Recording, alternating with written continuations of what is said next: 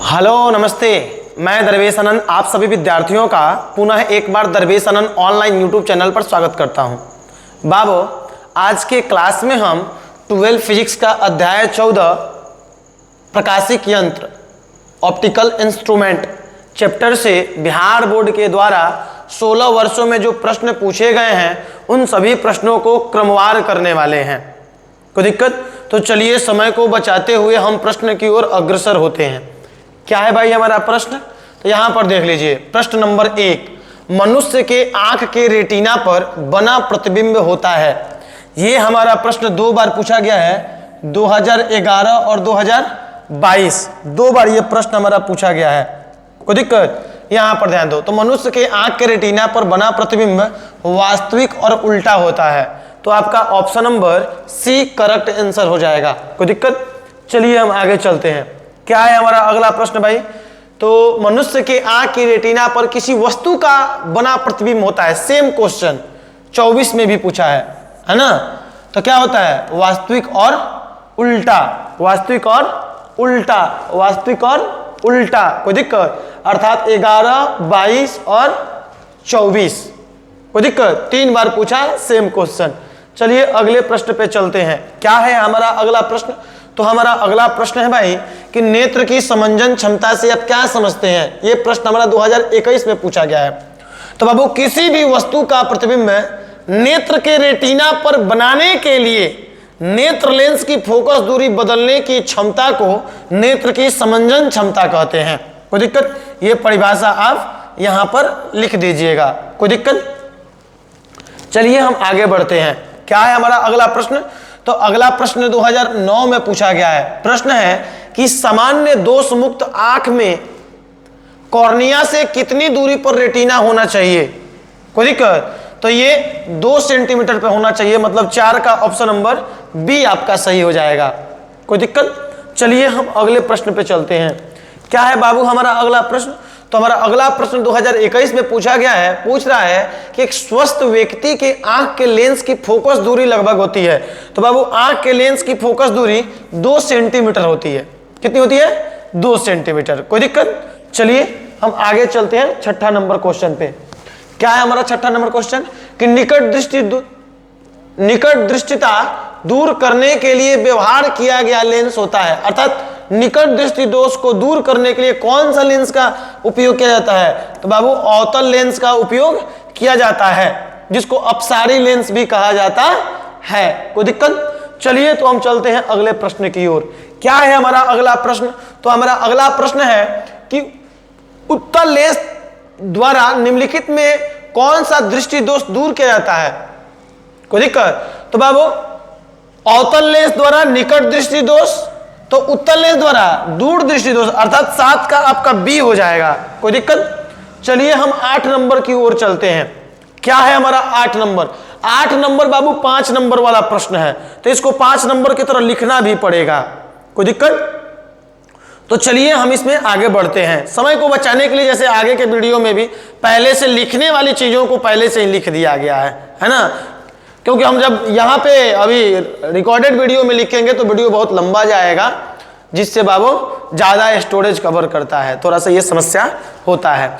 आइए देखिए, यहाँ पे प्रश्न है कि मनुष्य के दृष्टि दोषों का उल्लेख करें तथा उन्हें दूर करने के उपाय का वर्णन करें। यह प्रश्न 2024 में पूछा गया था। बड़ा सिंपल है, ध्यान दो यहां पर ध्यान दो। तो नेत्र की समंजन क्षमता में दोष के कारण नेत्र लेंस द्वारा रेटिना पर प्रतिबिंब का न बन पाना, अर्थात न बना पाना, दृष्टि दोष कहलाता है। दृष्टि दोष बाबू मुख्यतः 4 प्रकार का होता है। 1 नंबर निकट दृष्टि दोष। इस दोष में, निकट दृष्टि दोष में, निकट की वस्तुएं तो दिखाई देंगी परंतु दूर की वस्तुएं दिखाई, माफ करो, निकट दृष्टि दोष है तो निकट की वस्तुएं दिखाई देंगी, दूर की वस्तुएं दिखाई नहीं देती हैं। यहां पर ध्यान दो, इस दोष में निकट स्थित वस्तु तो स्पष्ट दिखाई देती है क्योंकि उनका प्रतिबिंब रेटिना पर बनता है, लेकिन दूर स्थित वस्तु स्पष्ट दिखाई नहीं देती क्योंकि उनका प्रतिबिंब रेटिना पर न बन करके रेटिना से पहले बन जाता है ना? कारण क्या है इनके? तो कारण है नेत्र लेंस की फोकस दूरी का कम हो जाना। जो नेत्र में लेंस है, आंख में जो लेंस है, उसका फोकस दूरी कम हो जाता है, अर्थात रेटिना से पहले ही इमेज को बना देता है। दूसरा क्या कारण है भाई? नेत्र लेंस तथा रेटिना के बीच की दूरी का बढ़ जाना। फोकस ठीक है, लेकिन नेत्र लेंस और रेटिना के बीच की दूरी बढ़ गया। अब जब रेटिना के और नेत्र लेंस के बीच की दूरी बढ़ जाएगा तो अभी भी इमेज पहले ही बन जाएगा, कोई दिक्कत? तो इसके ये दो कारण होते हैं। इस कारण के निवारण क्या है रे भाई? तो इस कारण का निवारण है, देख लो दोष के निवारण। इस दोष के निवारण के लिए अवतल लेंस का उपयोग किया जाता है, जिसे अपसारी लेंस भी कहते हैं, कोई दिक्कत? अवतल लेंस द्वारा फोकस दूरी को बढ़ाने के लिए। दूसरा दोष क्या है भाई? दूर दृष्टि दोष। इस दोष में दूर रखी वस्तु स्पष्ट दिखाई देती है क्योंकि उनका प्रतिबिंब रेटिना पर बनता है, लेकिन पास रखी वस्तु स्पष्ट दिखाई नहीं पड़ती क्योंकि उनका प्रतिबिंब रेटिना पर न बनकर रेटिना के पीछे बन जाता है। निकट दृष्टि दोष में रेटिना के पहले बनता है और दूर दृष्टि दोष में रेटिना के पीछे बन जाता है। तो दोष का कारण फोकस, नेत्र की फोकस दूरी का बढ़ जाना, बढ़ जाएगा तो रेटिना के पीछे लेके चला जाएगा, या नेत्र लेंस और रेटिना के बीच की दूरी का कम हो जाना, वह कम हो गया तो ऑटोमेटिक आपका इमेज रेटिना के पीछे बन जाएगा। यहां पर देख लो दोष का कारण। बाबू इस दोष के भी दो कारण है। क्या कारण है बाबू? तो कारण है नेत्र लेंस की फोकस दूरी का बढ़ जाना। दूसरा क्या कारण है? नेत्र लेंस तथा रेटिना के बीच की दूरी का कम हो जाना।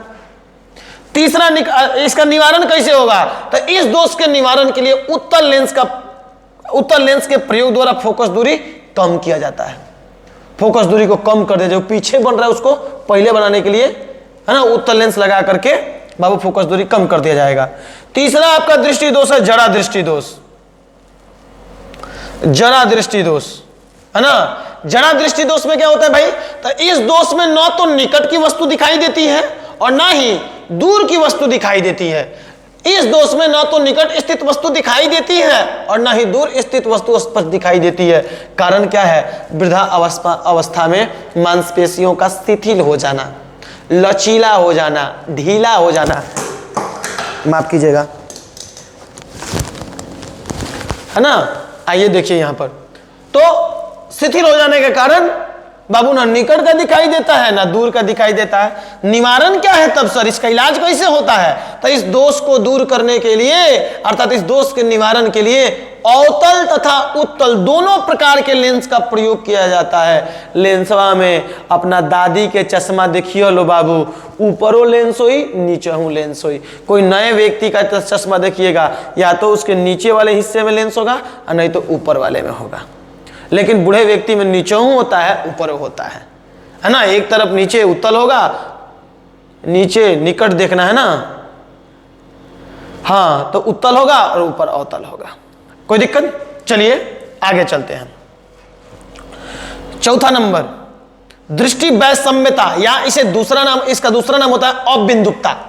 इस दोष वाले नेत्र से कोई वस्तु या तो क्षैतिज दिशा में देख सकता है, क्षैतिज वाले वस्तु को देखोगे तो खड़ा वाला वस्तु ऊर्ध्वाधर नहीं दिखेगा, खड़ा वस्तु देखोगे तो क्षैतिज हमको धुंधला दिखने लगेगा, है ना।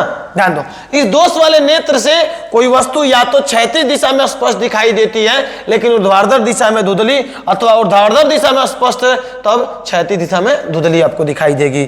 कारण कॉर्निया का गोलाकार न होना। कॉर्निया गोल नहीं होता है, इसलिए यह रोग हमको पकड़ता है। निवारण क्या है? इस दोष को दूर करने के लिए मोटे गोलीय बेलनाकार लेंस का प्रयोग किया जाता है। इस तरह से आप लिख दीजिएगा सबके बारे में, तो आपको 5 नंबर मिल जाएगा। कोई दिक्कत? उम्मीद है कि आपको कोई परेशानी नहीं होगी, है ना। चलिए हम अगले प्रश्न की ओर चलते हैं। क्या है हमारा अगला प्रश्न भाई? तो हमारा अगला प्रश्न 2009 में पूछा गया है। प्रश्न है, निकट दृष्टि एवं दूर दृष्टि दोष को दूर करने के लिए क्रमशः किस प्रकृति का लेंस उपयोग किया जाता है? निकट दृष्टि दोष को दूर करने के लिए क्या लेते थे भाई हम? अवतल। निकट दृष्टि दोष को दूर करने के लिए हम क्या लेते थे? अवतल। और दूर दृष्टि दोष को दूर करने के लिए उत्तल, अर्थात ऑप्शन नंबर बी हमारा करेक्ट आंसर हो जाएगा। ऑप्शन नंबर बी हमारा करेक्ट आंसर हो जाएगा, 9 का बी। 10 नंबर चलते हैं। क्या है? दूरदृष्टि दोष को दूर करने के लिए प्रयुक्त लेंस होता है, ये 2018 में पूछा है। दूरदृष्टि दोष, निकट दृष्टि दोष, अवतल, तो दूरदृष्टि दोष उत्तल, 10 का आपका ए हो जाएगा। 11 नंबर, बेलनाकार लेंस का व्यवहार किया जाता है आंख के उस दोष को दूर करने के लिए जिससे कहा जाता है अबिंदुकता। अबिंदुकता है ना, जिसको इंग्लिश में एस्टिग्मैटिज्म कहते हैं, है ना, हिंदी में अबिंदुकता कहते हैं। कोई दिक्कत? तो अभी तो पढ़े उसमें बेलनाकार लेंस का उपयोग किया जाता है, तो आपका ऑप्शन नंबर सी हो जाएगा 11 का। 12 नंबर, 12 नंबर क्या है? आवर्धन और आवर्धन क्षमता में क्या अंतर है? तो आवर्धन क्या होता है? तो प्रतिबिंब की ऊंचाई एवं बिंब की ऊंचाई के अनुपात को आवर्धन कहा जाता है, या वस्तु की या प्रतिबिंब की दूरी तथा बिंब की दूरी के अनुपात को आवर्धन कहा जाता है ना। आवर्धन क्षमता क्या होता है भाई? तो किसी प्रकाशिक यंत्र द्वारा दर्शन कोण बढ़ाने की क्षमता को आवर्धन क्षमता कहा जाता है। कोई दिक्कत? दोनों का परिभाषा लिख तो हो गया अंतर, है ना। 2 नंबर का है ना, 2 नंबर को 2 ही नंबर की तरह तो ट्रीट करेंगे ना सर। यहां देख लो, ये 12 नंबर क्या प्रश्न है भाई? तो 12 नंबर है सर जी कि एक सरल सूक्ष्मदर्शी से बना हुआ प्रतिबिंब होता है। तो एक सरल सूक्ष्मदर्शी से बना प्रतिबिंब काल्पनिक और सीधा होता है, काल्पनिक और उल्टा नहीं, काल्पनिक और सीधा होता है सरल सूक्ष्मदर्शी द्वारा बना प्रतिबिंब। कोई दिक्कत? तो 12 का आपका ए हो जाएगा। 13 नंबर, सरल सूक्ष्मदर्शी की आवर्धन क्षमता कितनी होती है? तो m बराबर 1 + d/f, ऑप्शन नंबर बी हो जाएगा आपका सरल सूक्ष्मदर्शी की आवर्धन क्षमता। ये 2022 में पूछा गया था। चलिए आगे बढ़ते हैं हम। 15 नंबर, एक आवर्धक ग्लास जिसका क्षमता 12 डायप्टर है। आवर्धक ग्लास क्या कह रहा है? तो बाबू आप देखे होंगे कि सरल सूक्ष्मदर्शी ऐसे होता है ना, बताए थे ना, ये हैंडल होता है, इसमें लेंस लगा होता है ना, इसी को आवर्धक ग्लास बोल रहा है।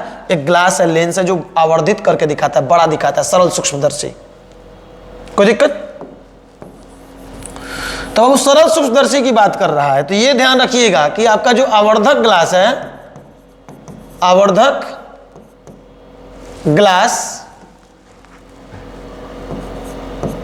ग्लास ये आपका सरल सूक्ष्मदर्शी की बात हो रही है ना।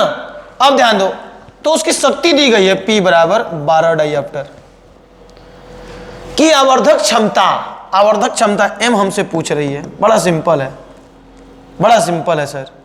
P है ना आपके पास, तो P बराबर 1/f, मतलब कि F = 1/p।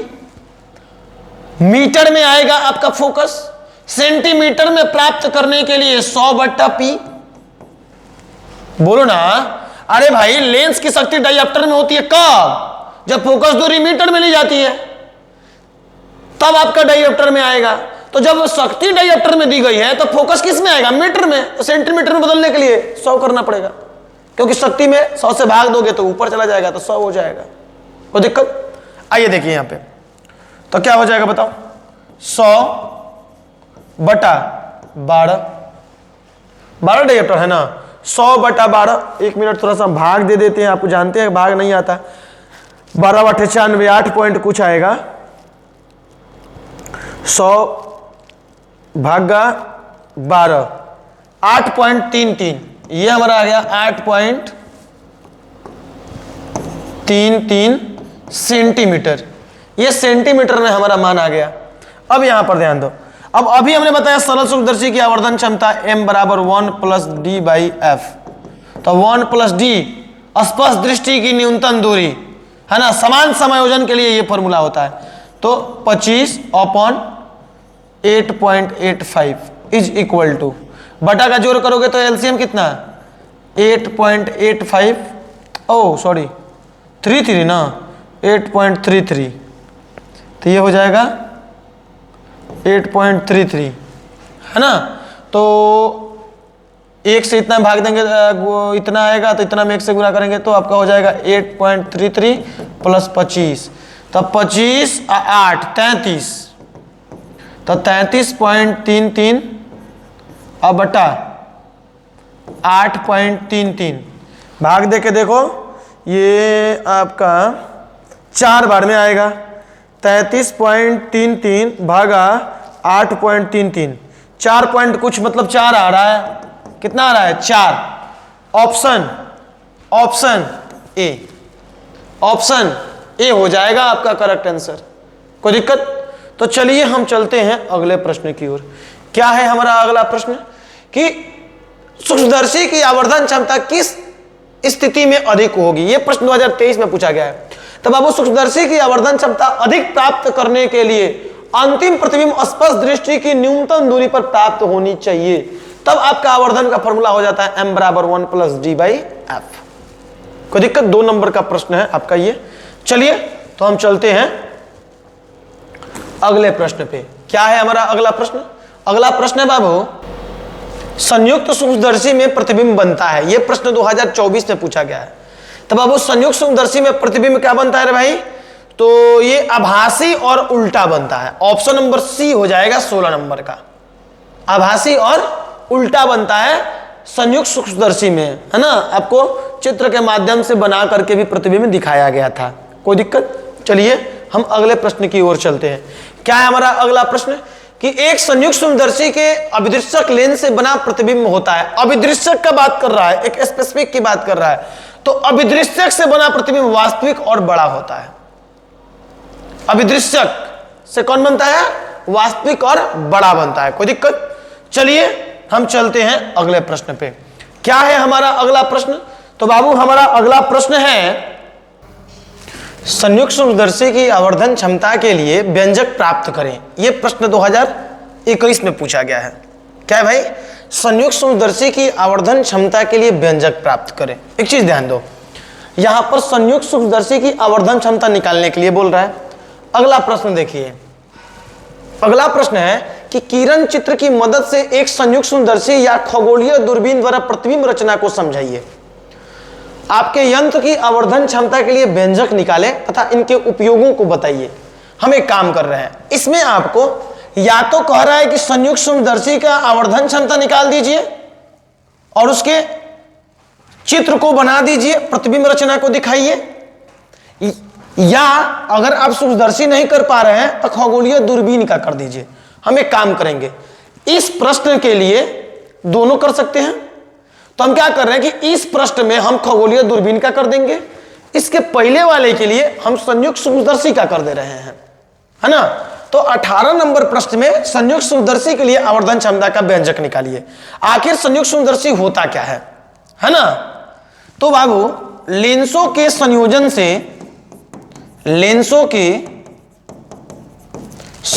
से बना ऐसा प्रकाशिक यंत्र, लेंसों के संयोजन से बना ऐसा प्रकाशिक यंत्र जिसकी सहायता से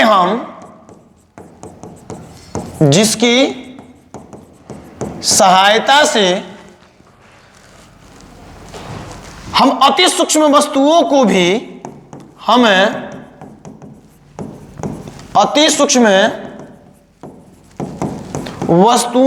भी स्पष्ट देख पाते हैं, अर्थात देख सकते हैं। क्या कहलाता है भाई? तो संयुक्त सूक्ष्मदर्शी कहलाता है, संयुक्त सूक्ष्मदर्शी कहलाता है, सूक्ष्मदर्शी कहलाता है। कोई दिक्कत? उम्मीद है कि आपको कोई परेशानी नहीं होगी। अब यहां पर ध्यान दीजिए, अब यदि हम इसका क्रिया रेखा हम दिखाएं तो क्या होता है भाई? यहां पर ध्यान दीजिए, सर जी हमारे पास एक लेंस होता है जो वस्तु के साइड में होता है और यह छोटी फोकस दूरी का होता है, इसलिए वस्तु के साइड में होने के कारण इसे हम अभिदृश्य कहते हैं, ऑब्जेक्टिव लेंस। ऑब्जेक्ट की ओर रहता है। तो बाबू ये इसका मान लेते हैं अक्ष हो गया, लो हम इसका अक्ष बना लेते हैं, ये इसका अक्ष हो गया। यहां पर थोड़ा सा गौर से देखिएगा। अब इस ऑब्जेक्टिव लेंस से कुछ दूरी पर ये बिंब रहा, कौन? A B. मान लेते हैं कि इस ऑब्जेक्टिव लेंस का ऑप्टिकल सेंटर O है।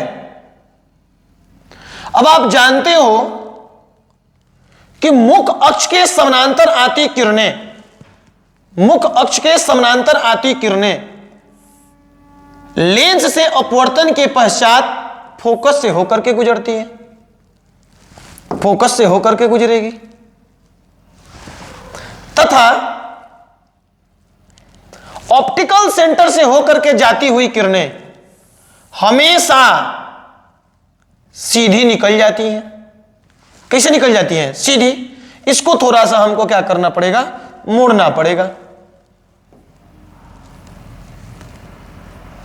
कि ये एक दूसरे को क्या करे भाई? काटे। यहां पर ध्यान दो, तो आप देखेंगे कि यहां पर ये एक दूसरे को काट दी, अर्थात ए बी का इमेज बन गया। यहां पर कितना इमेज बना? ए डैश बी डैश।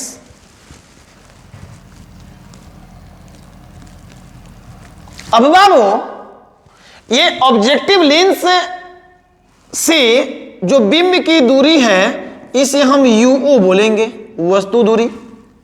और ये ऑब्जेक्टिव लेंस जो ये बिंब बनाई इसको हम वीओ बोलेंगे, प्रतिबिंब दूरी। ये यहां तक कैसे दिखाएं? यहां पर तो हमने ए लिख रखा है ऑलरेडी, तो हम एक काम करते हैं,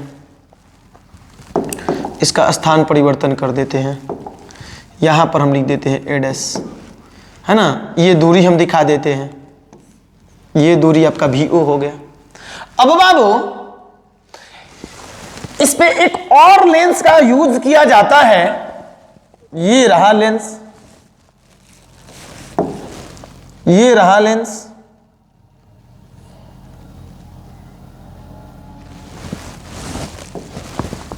ये एक और लेंस रहा जो बड़ी फोकस दूरी का लेंस होता है, जो बड़ी फोकस दूरी का लेंस होता है। अब ये नेत्रिका लेंस होता है, ये थोड़ा सा और ऊपर जा सकता है, इसको लेके चलते हैं, थोड़ा सा अच्छा लगेगा आपको, बाइलेंस दिखेगा। यहां ध्यान दो। अब क्या होगा कि इसमें इसका अपवर्तन होगा, ये ऐसे इसका अपवर्तन हुआ। अब ये पीछे की ओर बढ़ाने पर आगे जाएगा इधर की ओर। ये नेत्रिका लेंस है बाबू, तो इसके ऑप्टिकल सेंटर को हम ई मान लेते हैं, ई लिख देते हैं। आई लेंस है, नेत्रिका लेंस इधर नेत्र होता है, इधर से हम देखते हैं, यहां से हम वस्तु को देखेंगे। ये मेरा आंख रहा लो। अब ये किरणें इधर कहीं पे नहीं काटेंगी, दूर जा रही है तो आगे नहीं काटेंगी तो कहां काटेंगी? पक्का कहीं पीछे काटेंगी। पीछे की ओर बढ़ा देते हैं, इनको पीछे की ओर बढ़ा देते हैं। थोड़ा सा इसको और घुमा दे, क्या थोड़ा सा और घुमा देते, बहुत ज्यादा इसको टिल्ट कर दिए हम, बहुत ज्यादा मोड़ दिए थे। तो यहां नहीं काटेगी तो पक्का कहीं पीछे काटेगी। कहां काटी भाई? पीछे। तो यहां पर ध्यान दो, ये ऐसे बढ़ते हुए आई, यहां पर ये काट दी, ये ऊपर वाला।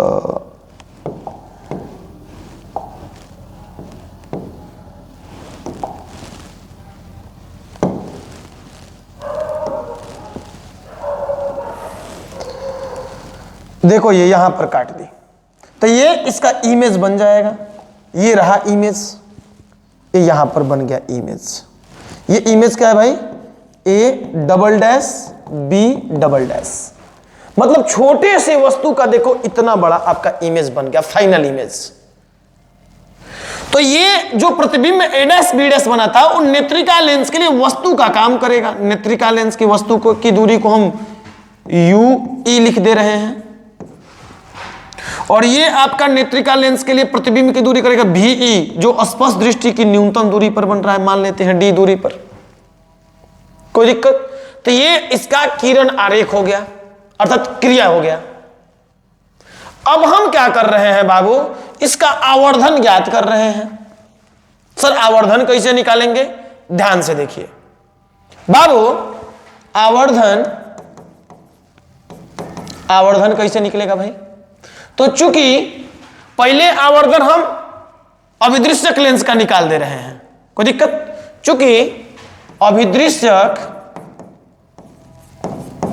अभिदृश्यक लेंस का आवर्धन क्षमता, अभिदृश्यक लेंस का आवर्धन क्षमता m is equal to height of image upon height of object. Height of image कितना है?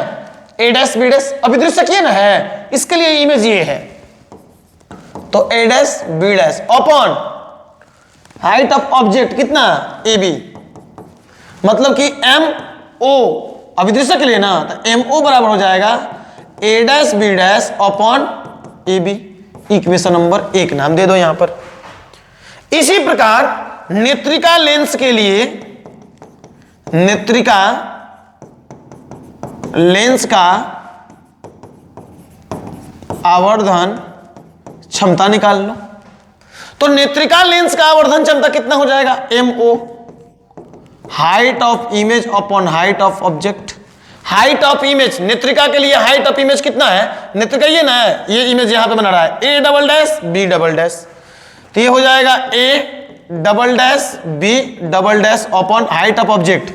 नेत्रिका के लिए ऑब्जेक्ट ये ना है, A dash B dash, A dash B dash.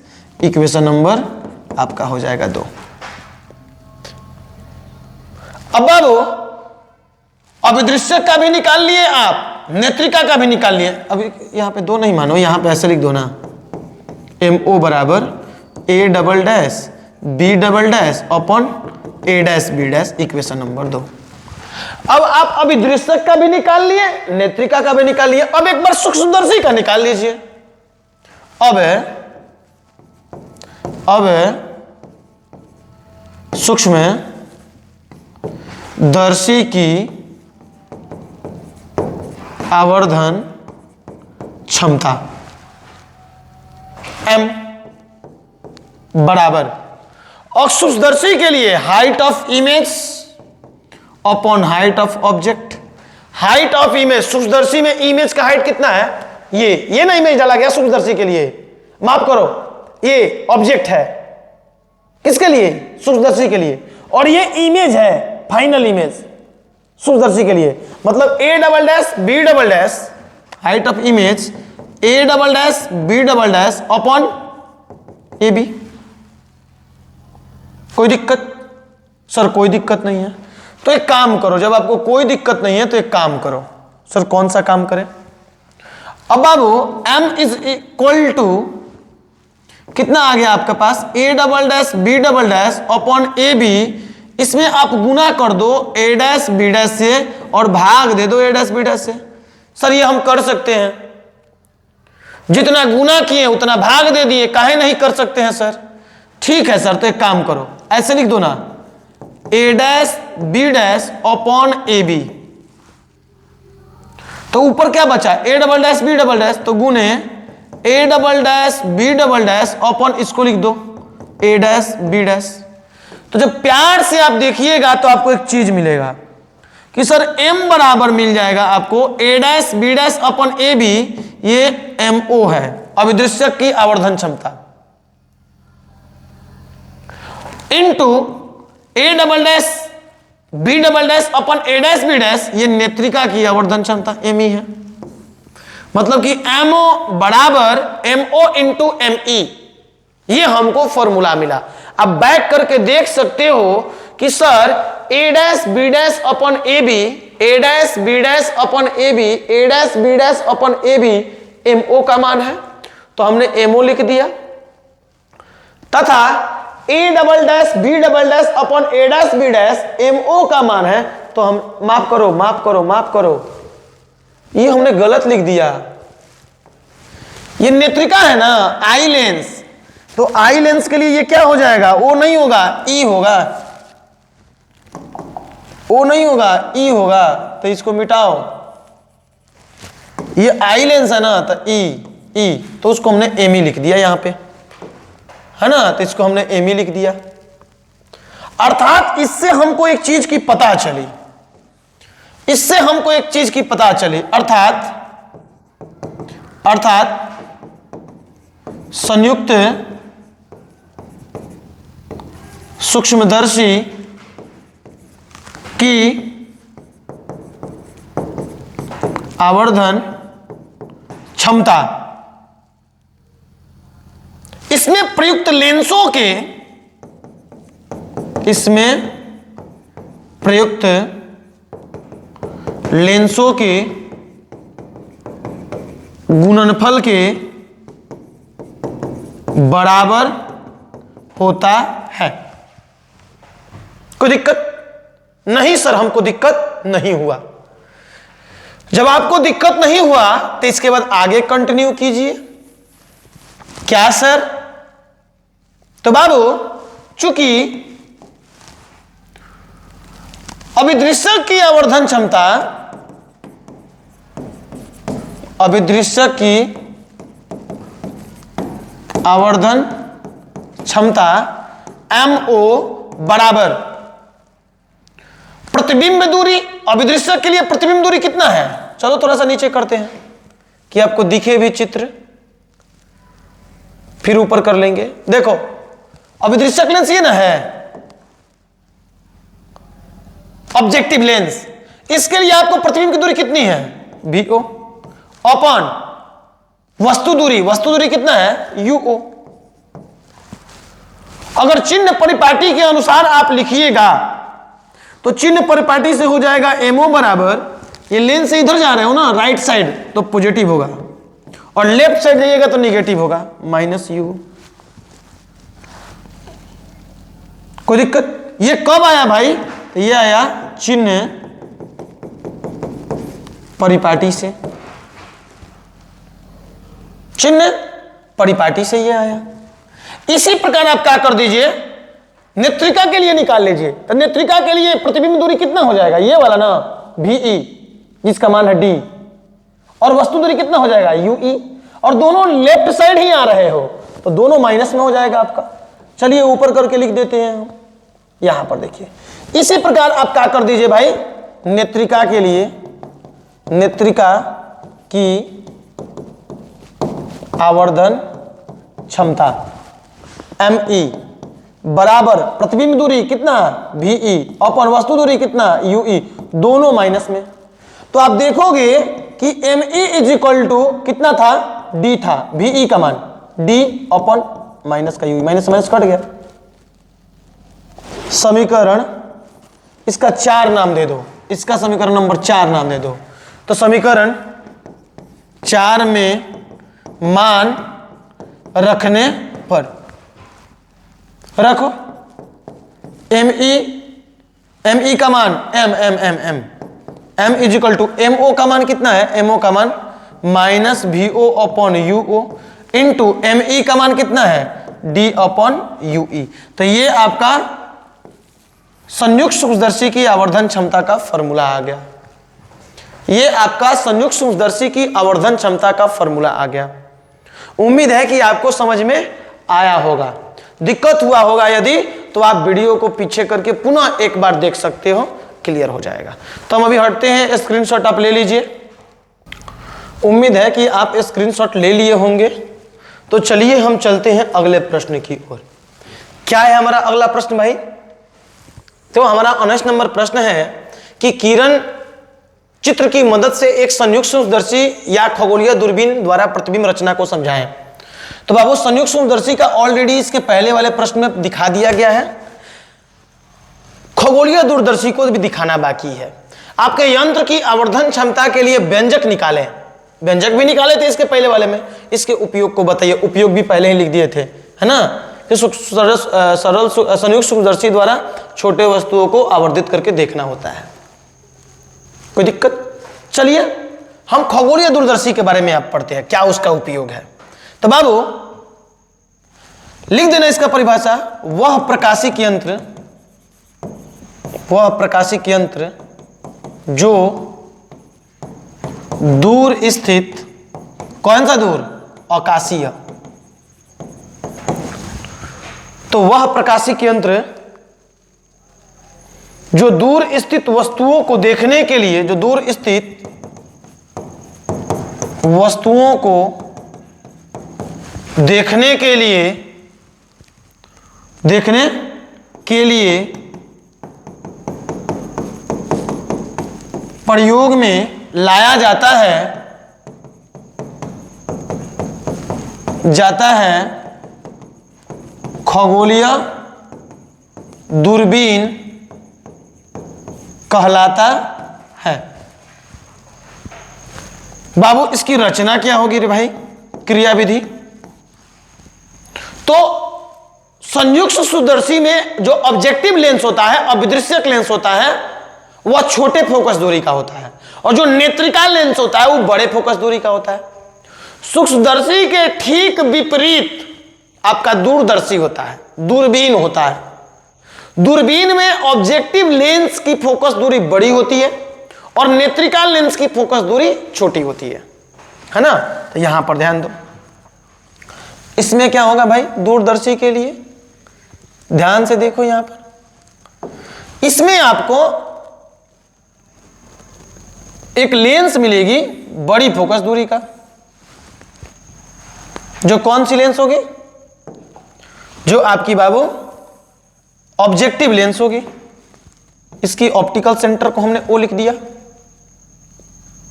अब बाबू जब दूर से आती किरणों को, खगोलीय पिंड से आती किरणों को हमेशा समानांतर माना जाता है। तो दूर से आती पिंडें मान लेते हैं कि समानांतर आ रही हैं, लो समानांतर आ रही हैं, तो एक तो ऑप्टिकल सेंटर से होकर जा रही है, एक ऐसे ही अपना आ रही है। ऑप्टिकल सेंटर से होकर के आएगी जो, एक तो कैसी आ रही है, ऑप्टिकल सेंटर से आ रही है, और एक तो आपकी ऐसे ही आ रही है। तो ऑप्टिकल सेंटर से जो आ रही है, ऑप्टिकल सेंटर से होकर के आने वाली किरणें सीधे निकल जाएगी, परंतु ऑप्टिकल सेंटर से हट करके कोई भी जब किरण आएगी तो उसका अपवर्तन होगा, अपवर्तन हुआ, और वह एक दूसरे को क्या कर दी, काट दी। क्या कर दी, काट दी, है ना। हमने क्या बोला कि एक क्या हुआ कि एक का तो अपवर्तन हुआ, जब ऑप्टिकल सेंटर से आएगी तो सीधे आएगी, सीधे आ गई, और दूसरा क्या कही भाई, काट दिया करके उसको, उसका अपवर्तन होगा ताकि काटेगी। तो जहां पर काटेगी वहां पर इमेज बन जाएगा, तो यहां पर आपका इमेज बन गया क्या, ए डैश बी डैश, ये आपका ओ हो गया। और ये जो एंगल बनेगा इसे हम अल्फा कहते हैं। अल्फा वस्तु द्वारा, यहां पर इधर वस्तु है ना, तो वस्तु द्वारा नेत्र पर बना दर्शन कोण अल्फा। अब यहां पर एक और लेंस आपको मिलेगा जो छोटी फोकस दूरी का होगा,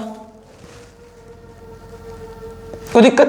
तो ये आपका प्रतिबिंब बन रहा है ना, तो इसको बोलते हैं यू, माफ करो VE, VE प्रतिबिंब दूरी, VO ऑब्जेक्टिव लेंस का VO, और VO का मान क्या हो जाएगा, तो मुख अक्ष के समानांतर, अर्थात समानांतर आती किरणें लेंस से अपवर्तन के पास फोकस पे आके मिलती है, तो जो आपका VO होगा वो FO के बराबर होगा।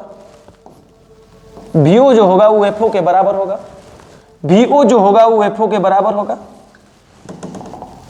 जो आपका VO होगा वो FO के बराबर होगा। कोई दिक्कत? क्योंकि समानांतर आती किरणें अपवर्तन के पश्चात फोकस पे आकर के मिलती है, फोकस तल में आकर के मिलती है। कोई दिक्कत? अब बाबू यहां से हम फिर एक किरण को गुजारेंगे जो आपकी ऑप्टिकल सेंटर से होकर के जाएगी। तो जब ऑप्टिकल सेंटर से, ये आई लेंस है ना, इसलिए ऑप्टिकल सेंटर को ई लिख दे रहे हैं, और एक दूसरी आएगी जो इधर से आएगी, तो इसका अपवर्तन होगा। क्या होगा? अपवर्तन होगा। तो लो अपवर्तन होगा। तो ये दोनों एक दूसरे से आगे मिलने वाली नहीं है। तो जब आगे नहीं मिलेगी तो कहां मिलेगी सर? पीछे मिलेगी। जब आगे नहीं मिली तो पीछे मिलेगी। पीछे की ओर कहीं बढ़ाइए ना सर। लो बढ़ा रहे हैं, पीछे की ओर बढ़ाने पर पता चला कि यहां पर मिली। तो ये फाइनल इमेज बन गया दूरदर्शी का। ये आपका फाइनल इमेज बन गया दूरदर्शी का। कितना? A double dash B double dash. अब यहां पर जो कोण बना इसको बोलते हैं बीटा। प्रतिबिंब द्वारा नेत्र पर बना दर्शन कोण, क्योंकि नेत्र हमारा यहां पर होता है, यहां से हम वस्तुओं को देखते हैं। ये बीटा तो इसको भी दर्शन कोण बीटा, ये बीटा तो वो भी बीटा। ये आपका अल्फा तो ये भी आपका अल्फा। कोई दिक्कत नहीं सर? हमको दिक्कत नहीं है। तो ये आपका VE हो जाएगा, इसका मान आपका D स्पष्ट दृष्टि की न्यूनतम दूरी पर। ये आपका क्या हो जाएगा? ये आपका हो जाएगा UE, आई लेंस के लिए वस्तु का काम करेगा ना, तो वस्तु दूरी आई लेंस के लिए। कोई दिक्कत नहीं सर? हमको दिक्कत नहीं है। तो चलो, जब दिक्कत आपको नहीं है तो हम आवर्धन निकाल देते हैं। क्या हो जाएगा आवर्धन क्षमता? हो तो आवर्धन क्षमता, तो बाबू चूंकि ये आवर्धन क्षमता हम ज्ञात कर रहे हैं, चूंकि आवर्धन क्षमता बराबर प्रतिबिंब द्वारा नेत्र पर बना दर्शन कोण, प्रतिबिंब द्वारा नेत्र पर बना दर्शन कोण बटा बिंब द्वारा नेत्र पर बना दर्शन कोण। मतलब कि आवर्धन क्षमता m बराबर प्रतिबिंब से द्वारा बना दर्शन कोण कितना? बीटा। बिंब द्वारा बना दर्शन कोण कितना? अल्फा। इक्वेशन नंबर 1, चूंकि अल्फा तथा बीटा बहुत छोटा कोण है, और जब अल्फा और बीटा छोटा कोण होगा तो आप जानते हो कि अल्फा को tan अल्फा एंड बीटा को tan बीटा लिख सकते हैं। तो समीकरण 1 से m इज इक्वल टू हो जाएगा tan beta upon tan alpha, tan beta upon tan alpha. कोई दिक्कत? तो बाबू इसका नाम दे दो इक्वेशन नंबर 2। अब tan बीटा और tan अल्फा का मान निकाल करके यहां पे चिप दीजिए। कोई दिक्कत? तो थोड़ा सा हम ऊपर करते हैं, हमको चित्र भी दिखना चाहिए सर। चित्र दिखेगा तभी हमको निकल पाएगा, अच्छा से समझ में भी आएगा। अब हम क्या करते हैं, अब एक त्रिभुज लेते हैं A dash B dash E, A dash B dash E में tan बीटा बराबर tan थीटा बराबर क्या होता है? P by B. तो A dash B dash E, तो ये बीटा के सामने वाला परपेंडिकुलर होगा A dash B dash upon B, base कितना? B डैश E का मान कितना? B डैश E का मान UE, वस्तु दूरी UE। इसी प्रकार त्रिभुज ले लो A dash B dash O, A dash B dash O में, यहां लिख देते हैं A dash B dash O में। चलो इसके सामने वाला परपेंडिकुलर ना, तो tan अल्फा बराबर A dash B dash upon, लिख देते हैं 1 minute, B by tan theta बराबर P बाई बी ना। तब परपेंडिकुलर का मान कितना? A डैश B डैश और B यही ना वस्तु दूरी A B बेस, ये O B डैश B, अब O B डैश का मान कितना? VO, अब VO का मान कितना? FO।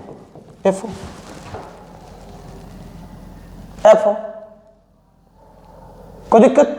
तो ये आपका FO राइट में जा रहे हो ना, तो प्लस में होगा, परंतु यहां पर आप देखो UE के लिए आप इधर आ रहे हो ना, तो आपका माइनस में होगा। कोई दिक्कत नहीं सर? हमको दिक्कत नहीं है। यूई आपका माइनस में होगा, लेकिन आप अल्फा निकालिएगा तो एफ आपका प्लस में होगा। अब क्या कर दो, समीकरण किस में भाई, 2 में मान रखने पर, रख दो 2 में, कितना सिंपल है। लो आ गया आंसर आपका। रखो मान भाई, कितना, m is equal to tan beta, tan beta का मान कितना, a dash b dash upon minus का ui बटा tan अल्फा कितना, a dash b dash upon fo। चलो नीचे के नीचे वाला ऊपर ना, और ऊपर का नीचे वाला नीचे, मतलब कि a dash b dash into fo upon a dash b dash into ui minus का a dash b dash a dash b dash cut जाएगा, मतलब कि m बराबर आ जाएगा माइनस का fo अपॉन ui। ये आपका फॉर्मूला आ गया। उम्मीद है कि आपको समझ में आया होगा। अगर परेशानी हो रही होगी तो आप वीडियो को पीछे से रिकॉल कर सकते हैं, वीडियो को पीछे कर लीजिए, फिर से देख लीजिए, कोई दिक्कत। जैसा कि आपको कई बार बताया गया कि इसी से प्रश्न पूछे जाएंगे, इसलिए बहुत ध्यान से पढ़ने की जरूरत है। कोई दिक्कत, उम्मीद है कि दिक्कत नहीं होगा। चलो हो गया क्या ये प्रश्न, हो गया प्रश्न। तो चलो अगले प्रश्न पे, क्या है हमारा अगला प्रश्न भाई, तो हमारा अगला प्रश्न है बाबू कि संयुक्त सूक्ष्मदर्शी की आवर्धन क्षमता के लिए कौन सा संबंध सही है। तो बाबू संयुक्त सूक्ष्मदर्शी की आवर्धन क्षमता m बराबर होता है minus VO upon ui into 1 plus d by FE। कोई दिक्कत।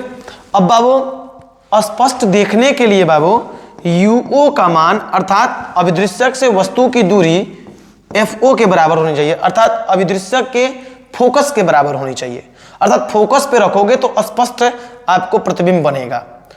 तब लेंस की बाबू लंबाई कितनी हो जाएगी, है ना, अर्थात संयुक्त सूक्ष्मदर्शी की जो लंबाई है, नली की लंबाई कितनी हो जाएगी, VO प्लस ui।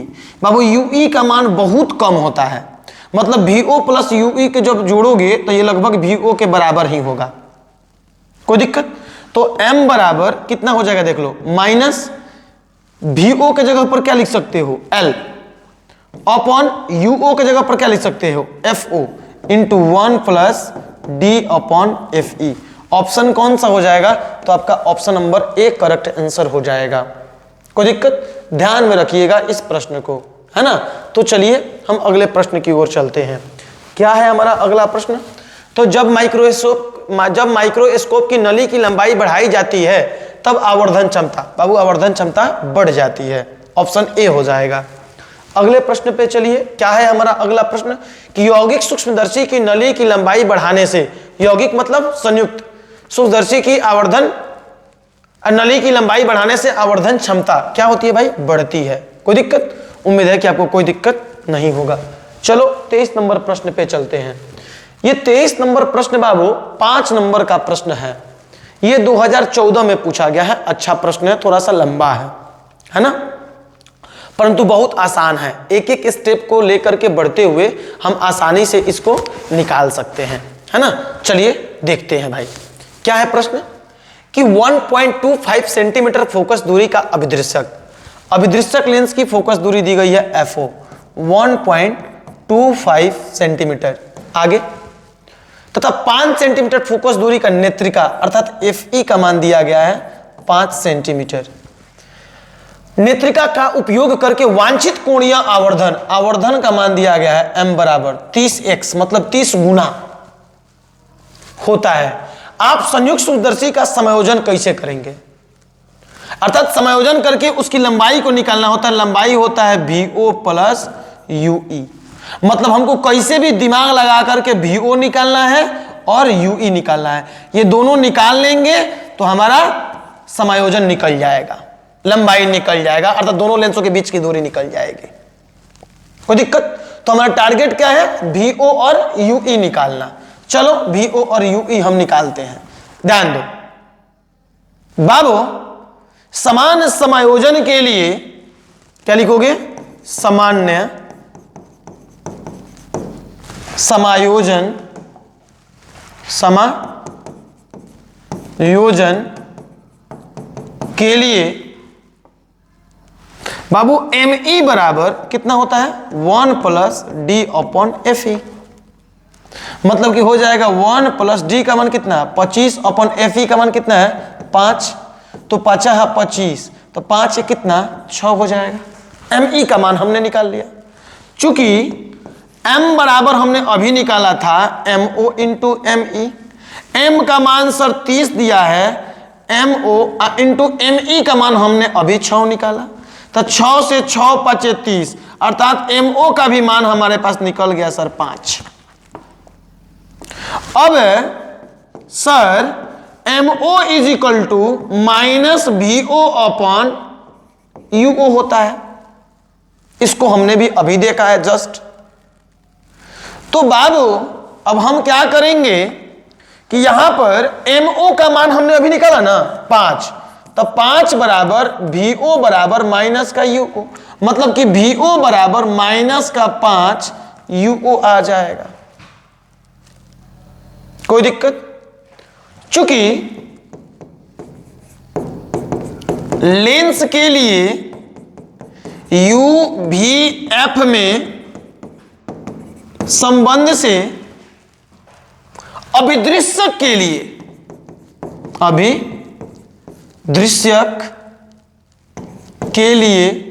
अभिदृश्यक के लिए आप UVF में संबंध को लगा दो। क्या हो जाएगा 1 upon FO is equal to 1 upon VO minus 1 upon UO। कोई दिक्कत? तो 1 अपॉन FO का मान कितना है FO 1.25 is equal to 1 upon VO का मान आपने निकाला है ना माइनस का 5 UO और माइनस 1 अपॉन UO। अब बाबू सॉल्व करो कितना हो जाएगा 1.25 इज इक्वल टू माइनस का ये एलसीएम कितना हो जाएगा 5U हो ना, तो हो जाएगा माइनस का 1 और माइनस का 5, माइनस का 5 बटा के जोड़ाता है ना। अरे नीचे माइनस लिखो या ऊपर माइनस लिखो, कोनो दिक्कत है हो नहीं, तो इसको ऊपर लिख दिए तो कितना हो जाएगा 1 बटा 1.25 इज इक्वल टू माइनस 5 और माइनस 1 माइनस 6 अपॉन 5 UO। अब बाबू हम यहां पे इसको सॉल्व करते हैं, तो यहां से 5 एकम 5 ना, तो 5 UO इज इक्वल टू कितना हो जाएगा 5 छके 30 बोलो, तो हो जाएगा आपका 5 छके 30 के 0 हाथ में बच गया 3 और 6 दूनी 12 3 15 के 5 हाथ बचल 1 6 एकम 6 1 7। तो ये आ गया आपका माइनस का कितना अंक के बाद 2 अंक के बाद दशमलव के अंत वाला 0 नहीं लिया जाता ना, तो हटा दो, आ गया इतना। तो आपका UO बराबर हो जाएगा माइनस का 7.5 बटा 5। तो माइनस के 7.5 बटा 5 हमारा किसका मान आ गया UO का मान आ गया। कोई दिक्कत नहीं सर, हमको दिक्कत नहीं है।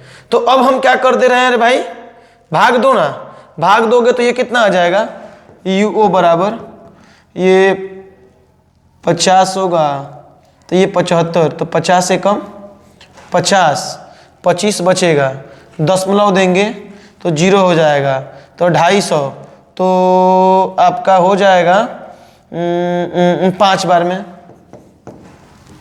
में चला जाएगा, मतलब आ जाएगा 1.5 माइनस का सेंटीमीटर। तो UO हमारे पास आ गया, UO कितना आ गया 1.5 सेंटीमीटर। तो 50 से कम 50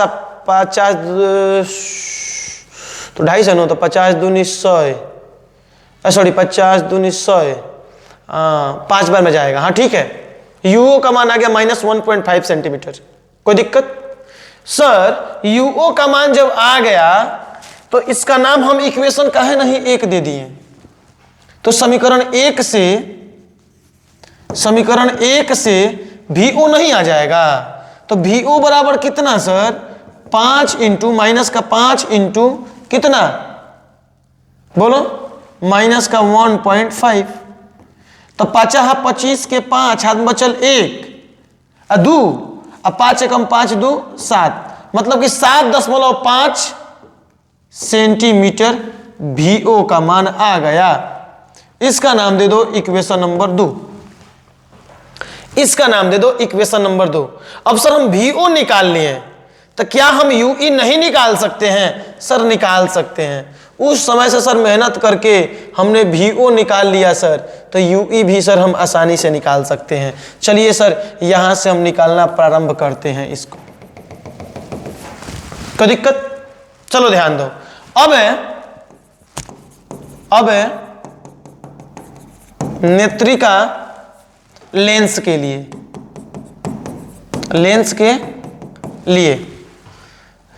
नेत्रिका लेंस के लिए VE स्पष्ट दृष्टि की न्यूनतम दूरी D, इधर आएंगे तो माइनस में ना, मतलब कि माइनस 25 सेंटीमीटर।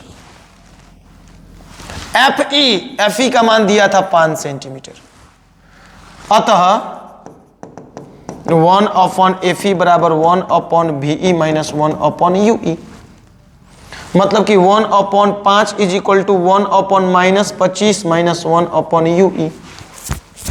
कोई दिक्कत? इसको इधर ला दो तो 1/UE बराबर 1/-25 और इधर आएगा तो माइनस 1/5। तो बाबू आपका एलसीएम कितना आ जाएगा? 25 ना, तो 1/UE is equal to LCM आ गया कितना?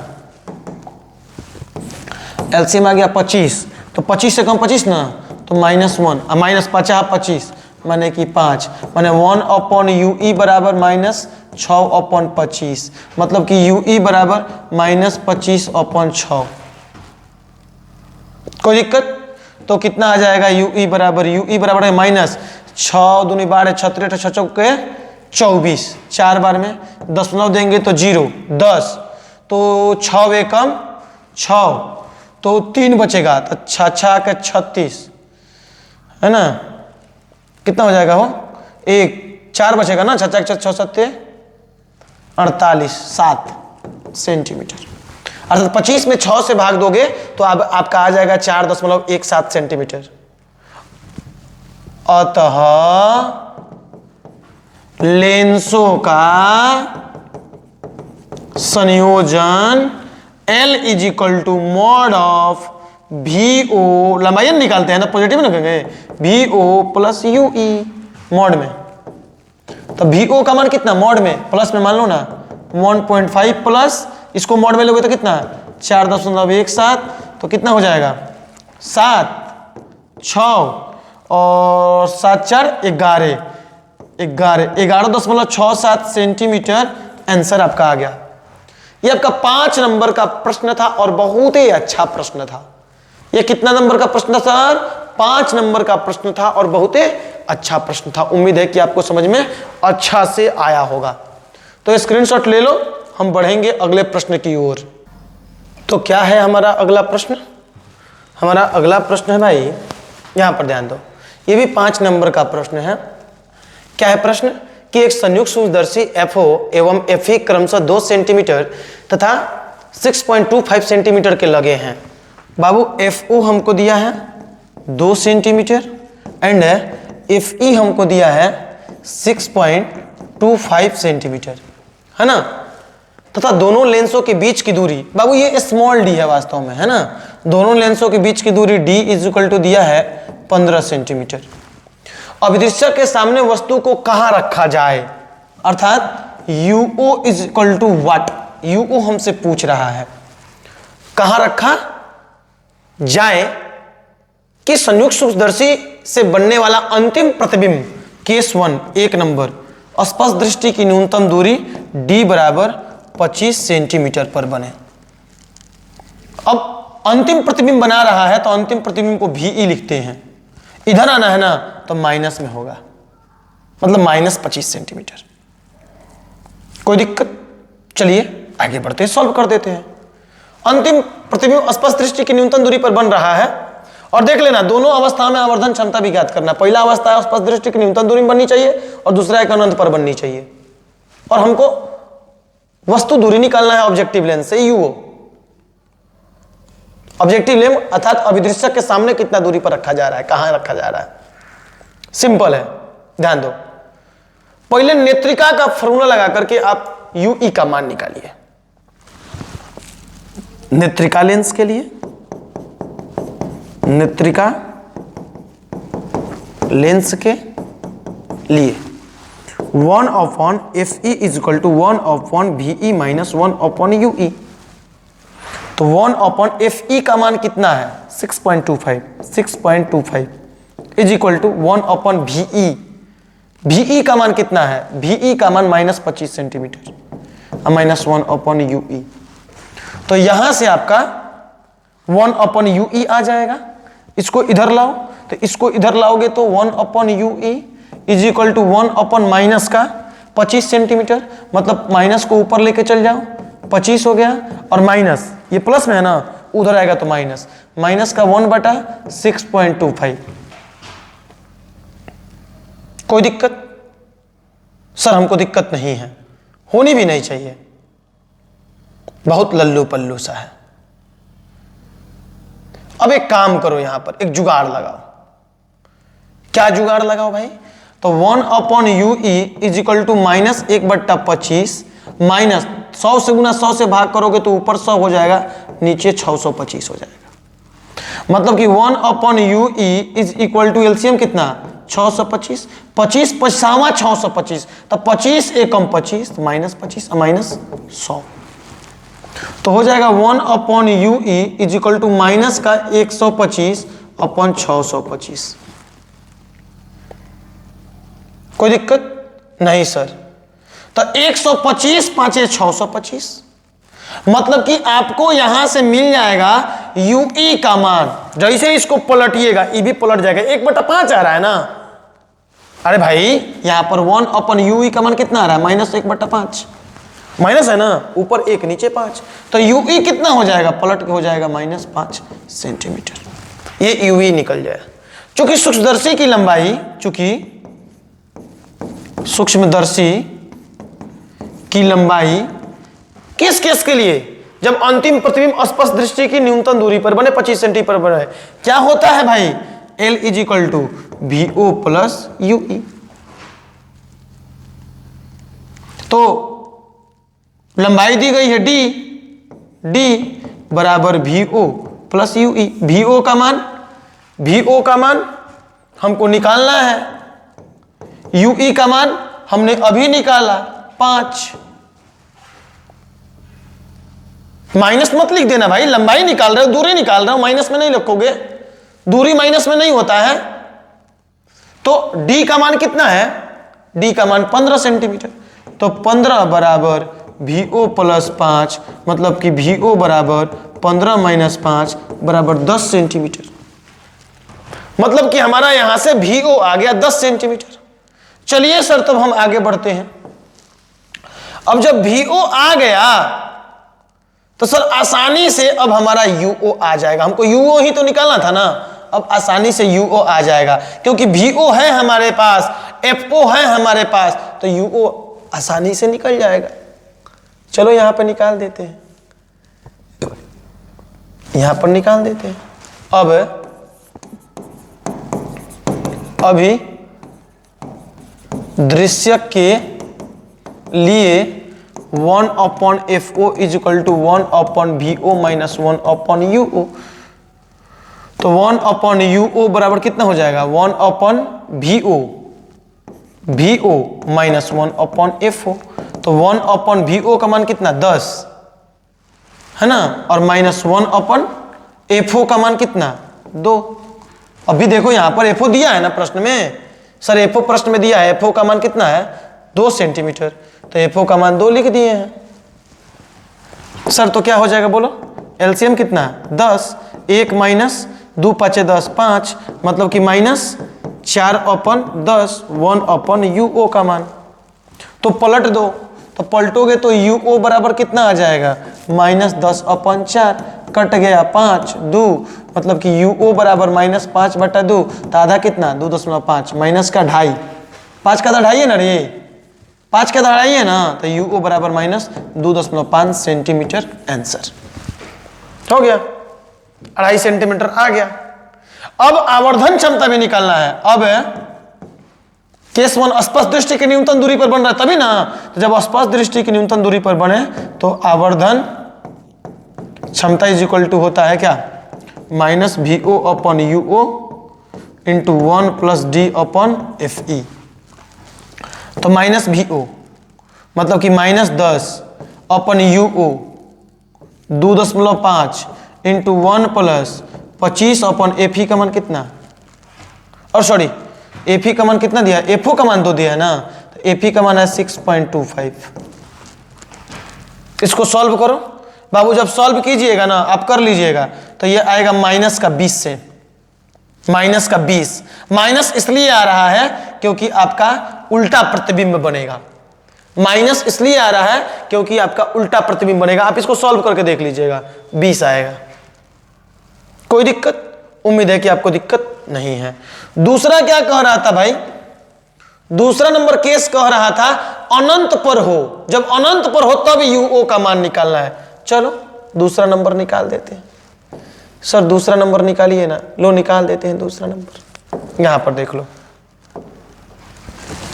चलो यहां देख लो। सर जी केस नंबर 2 दूसरा नंबर कि जब VE का मान क्या हो, इनफाइनाइट। VE का मान क्या हो, इनफाइनाइट। तो बताओ L बराबर जब अनंत पर प्रतिबिंब बनता है तो कितना होता है, तो ये होता है VE प्लस UE, माफ करो VE प्लस FE होता है यहां पर, FE, VE प्लस FE। तो L का मान कितना, D बराबर VE प्लस FE। D का मान 15। VE हमको क्यों हम गलती कर रहे हैं, VO प्लस होता है ना, VO plus FE, VO plus FE। VO हम निकालेंगे और FE हमको दिया है 2। FE का मान, FE का मान 2 थोड़ी ना है, FE का मान, FE यहां लिखे थे ना 6.25। देखो ना यहां पर हम क्यों इतना गड़बड़ कर रहे हैं। FE का मान कितना 6.25 ना। सर जी क्यों इतना गलती लिख रहे हैं सर जी, सर जी क्यों ऐसा हो रहा है सर जी, सर जी ठीक से लिखिए ना सर जी। यहां देखो तो ये FE का मान कितना 6.25, तो VO बराबर कितना हो जाएगा 15 माइनस 6.25। ये घटाओगे तो कितना आ जाएगा, ये घटाओगे तो 8.75 सेंटीमीटर आपका आ जाएगा VO का मान।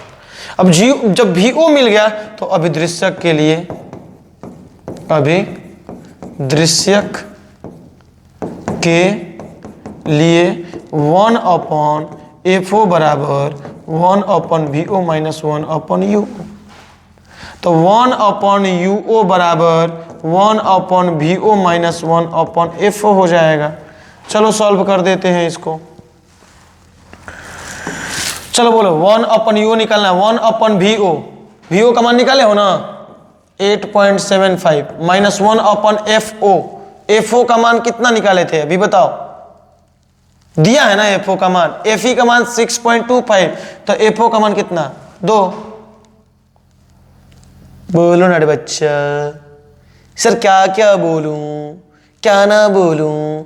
चलो इसको सॉल्व करो, इसको सॉल्व करोगे तो 1 अपॉन UE शॉर्ट में करो ना, तो ये कितना हो जाएगा, ऐसे करो ना 1/8.75 माइनस 1/2 कितना होता है 0.5, आधा होता है।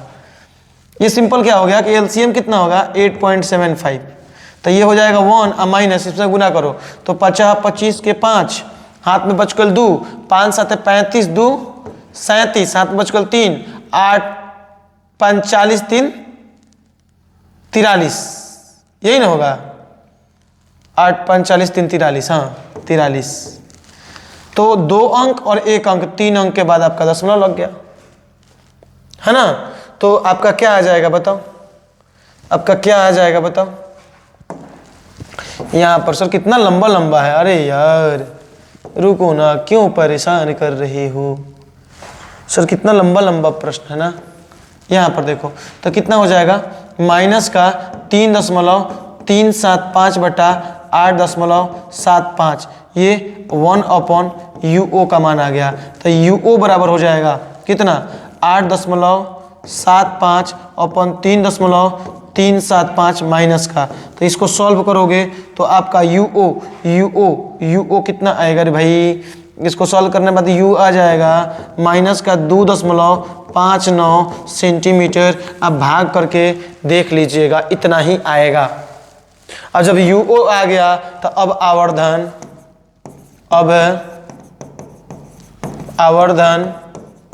क्षमता M बराबर कितना होता है जब अनंत पर बने तो बनता है -VO/UO इंटू D/FE। तो -VO का मान कितना,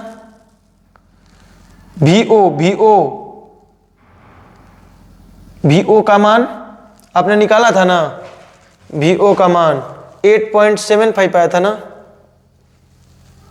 VO, हाँ यहाँ पर VO का मान लिखे थे ना 8.75, ऊपर देख सकते हो निकाले हैं 8.75 अपन UO का मान कितना, ये माइनस में था, UO का मान कितना 2.59 इंटू 25 अपन FE का मान कितना 6.25 FE का मान। कोई दिक्कत, इसको आप सॉल्व करना, गुना भाग कर लेना बाबू। गुना भाग करने पे पता कितना आएगा -13.51 आंसर। माइनस क्यों आता है, क्योंकि प्रतिबिंब उल्टा बनता है इसलिए माइनस आता है। उम्मीद है कि आपको समझ में आया होगा। थोड़ा लंबा न्यूमेरिकल है लेकिन आसान है ना। उम्मीद है आप कर लीजिएगा, है ना। इसको थोड़ा सा नीचे करते हैं। चलो रे चलो। तो ये कितने नंबर प्रश्न था हमारा, ये प्रश्न नंबर 24 था। उम्मीद है कि आपको समझ में आया होगा। तो हम चलेंगे अब अगले प्रश्न की ओर। तो क्या है हमारा अगला प्रश्न, हमारा अगला प्रश्न है बाबू कि पार्थिव दूरदर्शी द्वारा बना अंतिम प्रतिबिंब होता है। यह प्रश्न 2023 में पूछा है। तो बाबू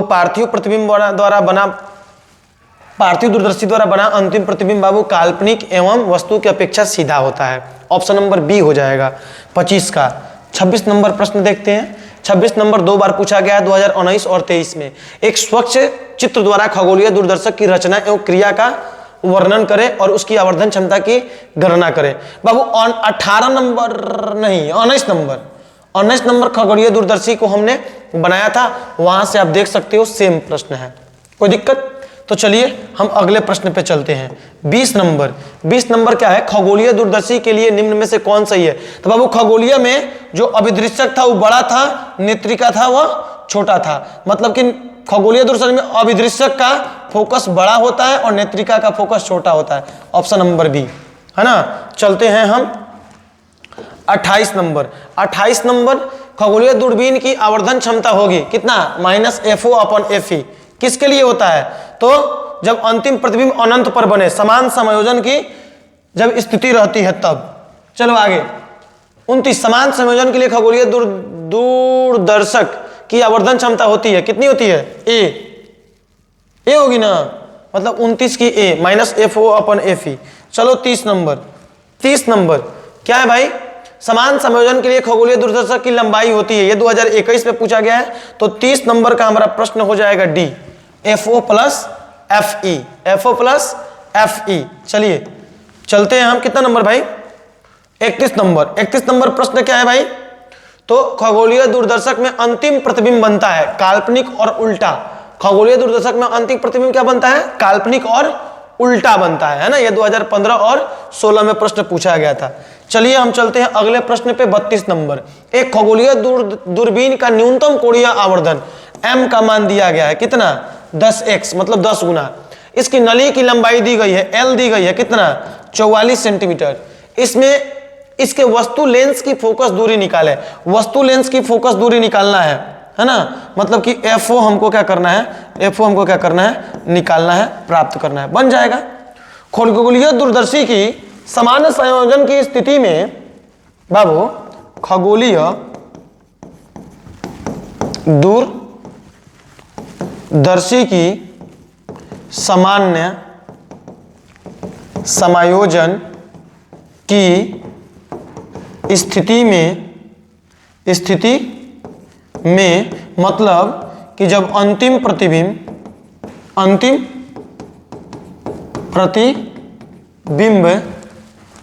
कहां पर बने, अनंत पर बने। जब अंतिम प्रतिबिंब अनंत पर बने उस स्थिति के लिए जो m का मान होता है वो कितना होता है, -FO अर्थात FO अपॉन FE। माइनस नहीं भी लगाओगे तो काम चलेगा। तो m का मान दिया है क्या, 10 is equal to FO upon FE। क्या यहां से FO का मान निकल जाएगा, तो हाँ FO का मान निकल जाएगा 10 FE। इक्वेशन नंबर क्या दे दो आप, 1 दे दो। चूंकि नली की लंबाई L इज इक्वल टू होता है FO प्लस FE, तो L का मान कितना है 44, FO का मान कितना है 10 FE अब प्लस FE, मतलब कि 44 बराबर 11 FE, मतलब कि FE बराबर 44 बटा 11 4। क्या कर दो अब, कुछ नहीं करो, समीकरण 1 में FE का मान रखने पर, यहां लिख दे रहे हैं समीकरण 1 में FE का मान रखने पर, रखो ना कितना है, FO बराबर 10 गुने FE का मान कितना है 4 is equal to 40 centimetre. Answer बहुत आसान है प्रश्न, लल्लू पल्लू सा है। तो चलो हम चलते हैं अगले प्रश्न की ओर। क्या है हमारा अगला प्रश्न और लास्ट प्रश्न, कि मानव नेत्र की विभेदन क्षमता मिनट में होती है, तो बाबू मानव नेत्र की विभेदन क्षमता मिनट में 1 होती है। ये हमारा लास्ट प्रश्न था इस चैप्टर का। तो चलिए बाबू हम मिलेंगे नेक्स्ट क्लास में, नेक्स्ट वीडियो में, है ना। तो तब तक के लिए बाय बाय, मन लगा के पढ़िए बाबू।